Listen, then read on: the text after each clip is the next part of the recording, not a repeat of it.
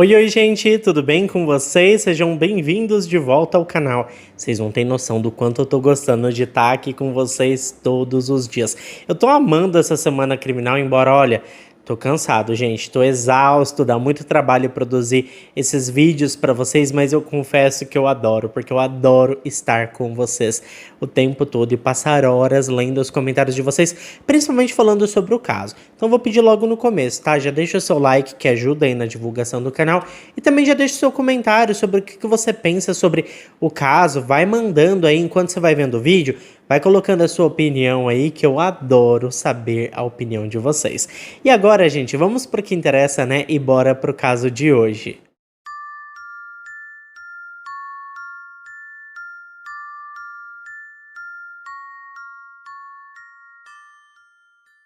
Isabela Rodrigues Hellman foi uma mulher nascida no final da década de 70 na cidade de Bogotá, capital da Colômbia.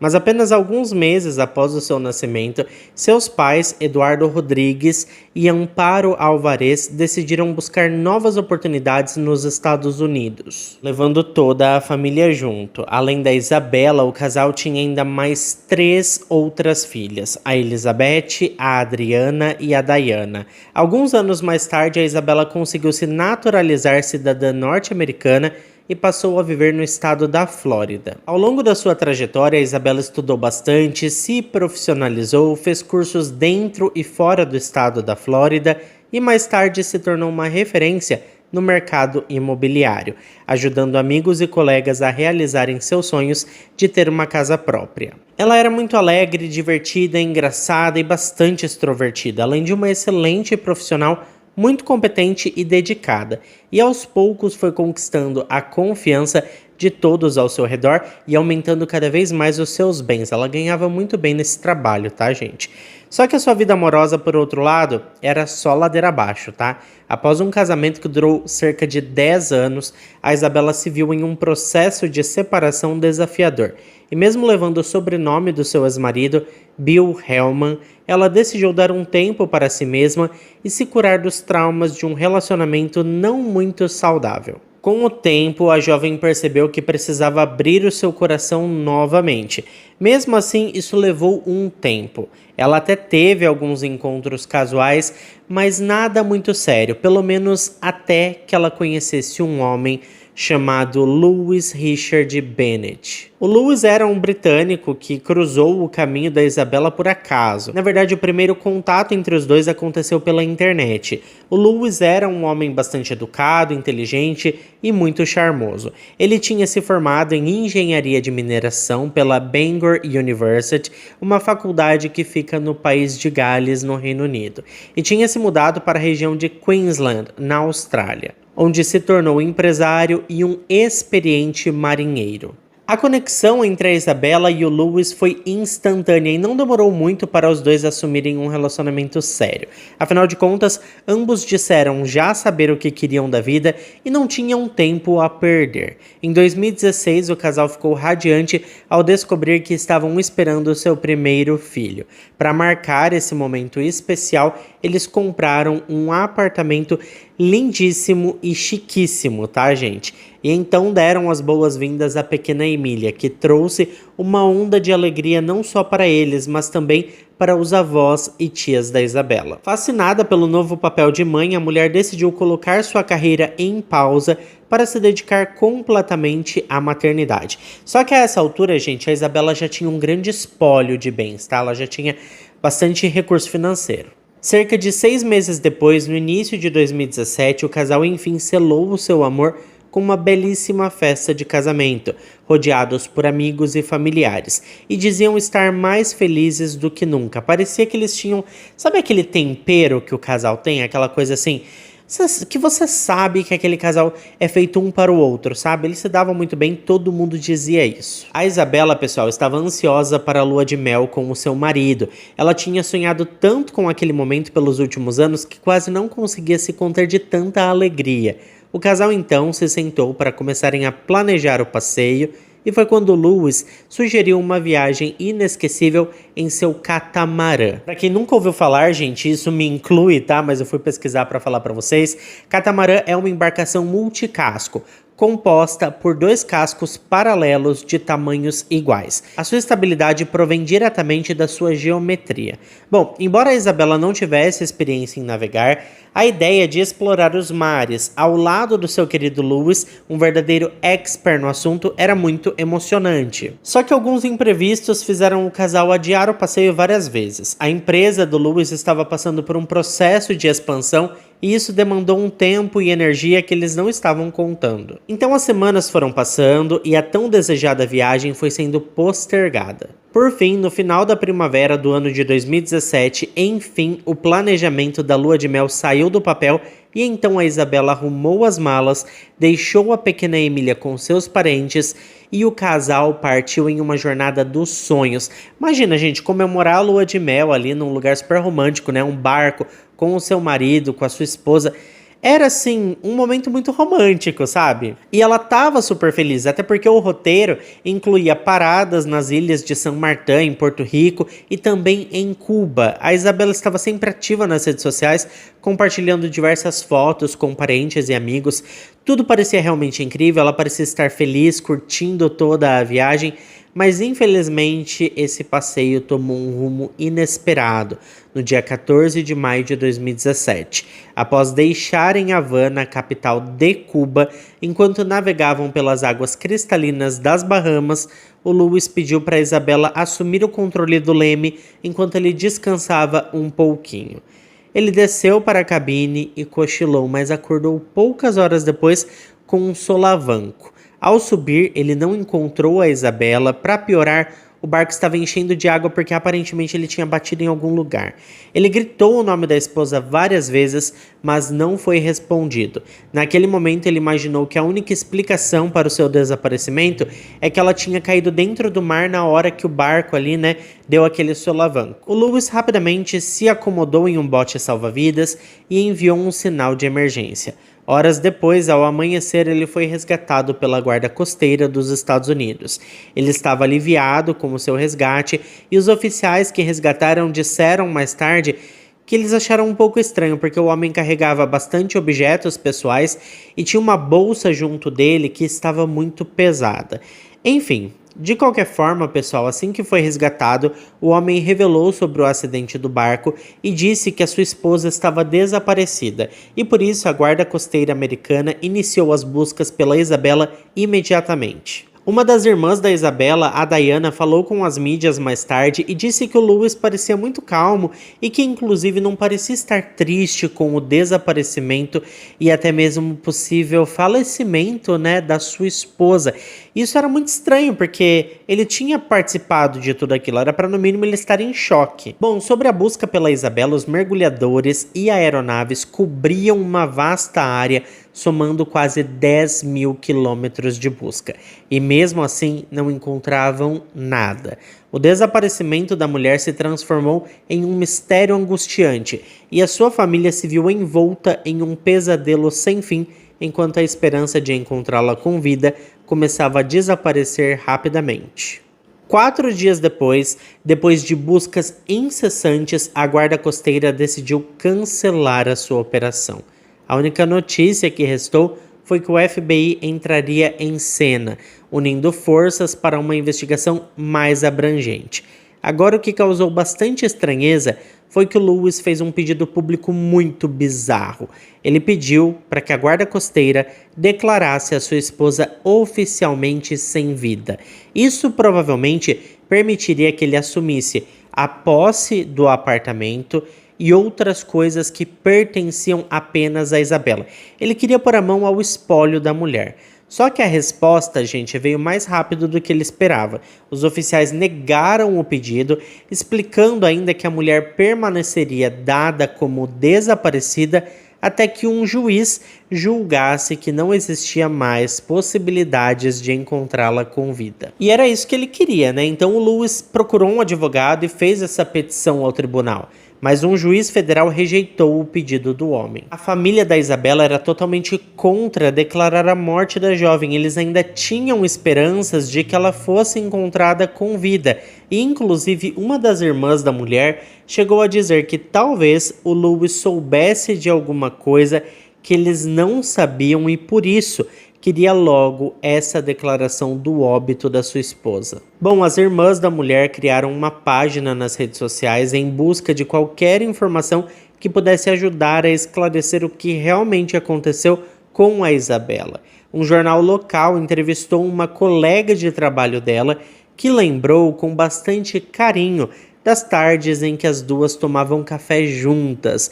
A Isabela falava assim com um brilho nos olhos sobre o amor que tinha pelo Lewis e como sonhava com uma lua de mel cheia de paisagens deslumbrantes desbravando o oceano. 2 semanas se passaram sem notícias e em um momento de desespero o Lewis decidiu falar com a imprensa.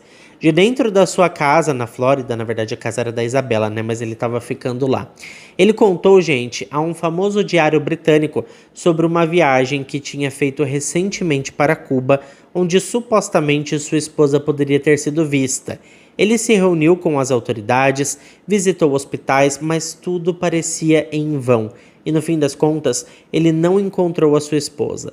Quando foi questionado pelo jornal sobre se havia alguma suspeita de que ele poderia ter qualquer envolvimento com o desaparecimento da mulher, o Lewis rapidamente garantiu que não havia nenhuma acusação contra ele. Ele esclareceu ainda que compreendia a necessidade das autoridades investigarem tudo e todos e garantiu que seria totalmente transparente com as investigações. Contudo, a situação, gente, se complicou quando surgiram dúvidas sobre o seu comportamento. Eu vou explicar para vocês, tá?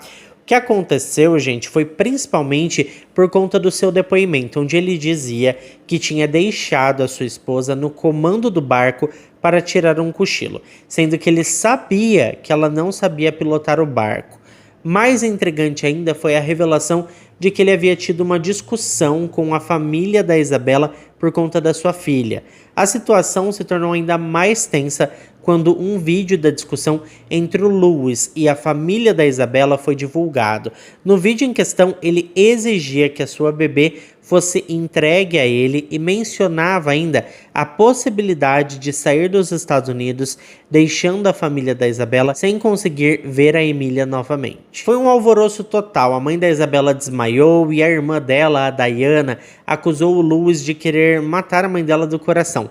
Enfim, as coisas estavam longe de se acalmar. A Diana aproveitou a atenção das mídias para esse caso e trouxe à tona detalhes perturbadores sobre a viagem em questão, revelando que, embora eles tivessem feito várias viagens juntos, nunca haviam feito nenhuma viagem sozinhos. Essa era a primeira. A situação do celular da Isabela também era estranha. O aparelho tinha sido molhado e estragado durante a viagem, e ela estava usando o iPad do Lewis para se comunicar com a família e postar as suas fotos nas redes sociais. E apesar de terem um telefone via satélite, esse dispositivo só foi ativado pouco tempo antes do acidente e do desaparecimento da Isabela. E como efeito dominó, depois que a Diana falou com a imprensa, outras pessoas próximas à mulher começaram a se manifestar, revelando segredos que até então preferiam manter em silêncio. Alguns chegaram a comentar que sabiam que o casal tinha enfrentado brigas ultimamente, principalmente porque o homem queria de tudo que é forma que a família se mudasse para a Austrália. Enquanto isso, o FBI e a Guarda Costeira estavam cada vez mais desconfiados do Lewis, e em junho de 2017, eles decidiram agir e fizeram uma busca na casa do homem. O que encontraram, gente, foi surpreendente. 62 moedas de ouro raras escondidas em caixas de sapato. Eu tô rindo, mas é de desespero, tá? Gente, essas moedas eram avaliadas em mais de $26 mil. Logo depois de ter a sua casa vistoriada, o Lewis embarcou com a sua filha rumo à Inglaterra. 2 meses depois, Lewis Richard Bennett, de 41 anos de idade, foi preso sob acusações federais de roubo. Aparentemente, as moedas encontradas com ele eram roubadas e ele foi transferido para uma prisão na Flórida. A pequena Emília ficou sob os cuidados dos avós paternos lá no Reino Unido, que inclusive se opuseram a qualquer contato da família materna. Enquanto estava preso, o Lewis mais uma vez pediu ao seu advogado que protocolasse o seu pedido, solicitando que o falecimento da sua esposa fosse declarado, o que lhe permitiria controlar sozinho os bens do casal e também os da Isabela. A juíza que recebeu essa nova solicitação, no entanto, ficou assim bastante incomodada com a situação. Ela não entendia por que a pressa do marido em ter essa declaração sobre o falecimento da mulher. Ao final do ano, apesar de ter se declarado inocente, Lewis acabou assumindo a responsabilidade por ter transportado a coleção de moedas, que, para a surpresa de todos, e é por isso que eu estava rindo de desespero, ele mesmo havia denunciado como roubada em 2016, quando trabalhava em um navio. Eu explico para vocês, tá? Bom, para facilitar o entendimento, gente, o Lewis trabalhava em um navio de cruzeiro e em 2016 ele mesmo protocolou a denúncia de um passageiro sobre o furto de suas moedas valiosas. Passou-se ali um tempo e as moedas foram encontradas com ele. Então já deu para vocês entenderem, né, gente? Bom, por conta desse crime, ele recebeu uma sentença de 7 meses de prisão. Até aquele momento, tudo indicava que o Lewis era inocente do que havia acontecido com a Isabela. Só que eu já acho que nesse momento, para mim, eu já estaria desconfiando. Porque assim, a gente sabia que a Isabela tinha bastante dinheiro, tinha muitos bens. E sabia que o Lewis era meio doido por dinheiro, afinal ele pegou aquelas moedas no navio que ele trabalhava. Então junta isso com o desaparecimento / falecimento da Isabela e com o dinheiro que ela tinha e ele querendo a todo momento que a morte dela fosse declarada logo, eu acho suspeito. Eu não sei vocês, mas deixa pra mim aí nos comentários. E gente, foi bem por esse caminho, tá? As investigações continuaram a todo vapor e nas semanas seguintes surgiram evidências assim alarmantes. Primeiro ficou claro que ele não usou o telefone via satélite para pedir ajuda imediatamente. Ao invés disso, ele se preocupou em abastecer os botes salva-vidas com todos os seus pertences e, é claro, a sua coleção valiosa de moedas. Somente após 1 hora ele fez a chamada de emergência.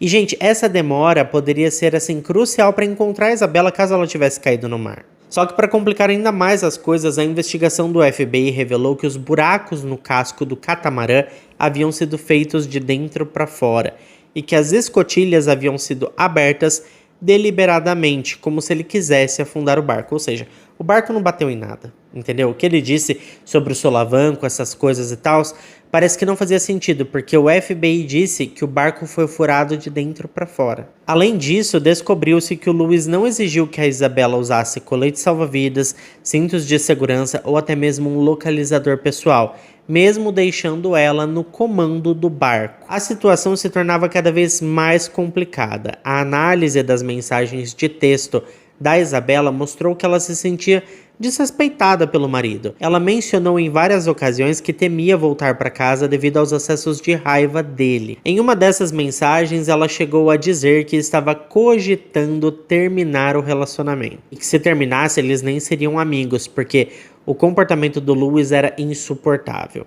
Foi descoberto também que pouco tempo depois do nascimento da Emília, o Lewis teve que deixar os Estados Unidos várias vezes por problemas de visto, deixando a jovem mãe sem qualquer apoio. Com um conjunto tão forte de evidências, em 2018 ele foi acusado de homicídio em 2º grau, confirmando as piores suspeitas dos amigos e também familiares da Isabela. Algumas semanas depois, o Lewis chegou a um acordo com os promotores, aceitando se declarar culpado de homicídio culposo em troca da retirada das acusações mais graves.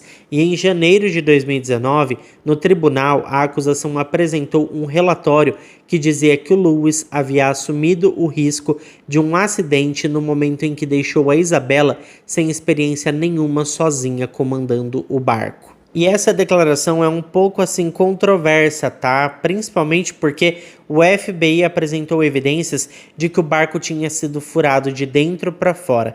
Então, aparentemente o acidente não tinha acontecido. Mas a promotoria trouxe aí essa questão toda do acidente em pauta na audiência de sentença. Provavelmente porque eles já tinham fechado aquele acordo que eu falei pra vocês. De qualquer forma, naquele momento, assumia-se que provavelmente a Isabela já não estava mais viva e o responsável por isso era o Lewis. Em um momento marcante, um juiz da Flórida declarou oficialmente a Isabela falecida, permitindo, enfim, que a sua filha herdasse os bens da mãe. Uma situação que, por outro lado, traz um certo alívio, porque a gente sabe que a menina terá total respaldo financeiro e, quando for maior de idade, poderá inclusive resgatar o seguro de vida da mãe. Mas, por outro lado, essa situação deixa um vazio imenso, porque ninguém está mais procurando pela Isabela e nunca saberemos o que realmente aconteceu com ela. Seu óbito foi declarado, mas seu corpo nunca foi encontrado. O Lewis, gente, resolveu se pronunciar em sua audiência de sentença. E então, após quase 2 anos de espera, a família da Isabela finalmente ouviu o que tanto desejava: um pedido de desculpas do homem que de alguma forma transformou as suas vidas para pior para sempre. Mas ele também deu uma despertinho, viu, gente? Ele pediu ao juiz para ser libertado mais cedo, alegando que queria criar a sua filha de maneira respeitosa, como a Isabela teria desejado. Ele foi vaiado ao proferir essas palavras, porque para os presentes no tribunal, suas reais intenções eram desfrutar dos bens da Isabela que foram deixados para a menina, incluindo um bom carro, um apartamento muito bem localizado, uma pequena casa à beira-mar e alguns investimentos financeiros em sua conta bancária. Mas essas palavras não comoveram o juiz, que sentenciou o homem a 8 anos de prisão e mais 3 anos de liberdade supervisionada. O juiz ainda orientou o homem que fizesse ali um acordo com os avós maternos da Emília para que a menina tivesse convívio e contato com os parentes de ambos os lados da família, já que até aquele momento a menina continuava no Reino Unido sem acesso a seus avós maternos. O juiz esclareceu ainda que o seguro de vida e os investimentos financeiros da Isabela só deverão ser resgatados quando a Emília completar a maioridade. Momento este em que deverá ser aberta uma conta bancária em seu nome e todos os valores serem transferidos para ela. E isso obviamente deixou o Lewis pé da vida. O advogado do Lewis entrou com um pedido no Tribunal Superior para que a justiça determinasse um representante legal para a pequena Emília, alguém da família do homem, é claro. A intenção, gente, era conseguir acessar o espólio da Isabela de outra forma. Digamos que essa foi uma tentativa de driblar a decisão do juiz que condenou o Lewis, mas nada disso funcionou e a decisão do magistrado que proferiu a sentença foi mantida. No fim das contas, não ficou claro se o Lewis tinha a intenção de provocar aquele acidente ao deixar a Isabela responsável por guiar o barco. Ele não quis assumir essa culpa, mas os promotores acreditam que sim, essa era a ideia desde o início, e a motivação aparentemente seria totalmente financeira. Vale lembrar que esse caso tem assim uma baita contradição, porque existem relatórios do FBI dizendo que o barco foi furado de dentro para fora, e existem relatórios dizendo que não, que realmente houve o acidente. Isso ficou um pouco confuso para mim, confesso para vocês que eu pesquisei bastante e realmente existem essas duas versões da história, e quando a promotoria assinou o acordo com o Lewis, ao meu entender foi acreditado a versão de que realmente houve um acidente. Mas fica aí aberto para discussões e para a gente falar muito sobre isso, né? Inclusive, eu quero saber o que você acha de tudo isso, o que você achou desse caso, então deixa para mim aqui nos comentários a sua opinião, que é muito importante para mim. Muito obrigado a quem ficou até aqui comigo. Se ficou até aqui, não esquece de deixar o seu like, que ajuda muito na divulgação do canal. Eu fico por aqui, um beijo para todos vocês e até o próximo vídeo.